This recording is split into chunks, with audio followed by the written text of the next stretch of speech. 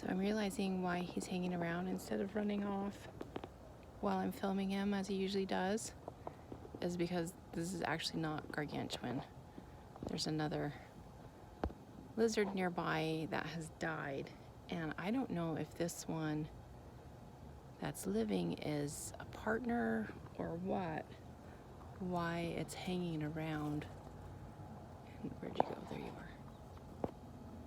Why they hang around another lizard that has died.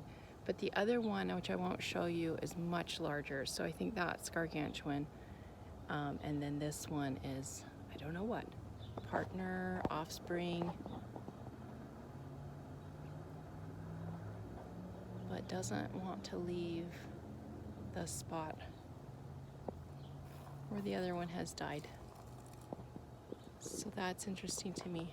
Because usually when I try and film lizards, they book it, they run away. And there you are, not running.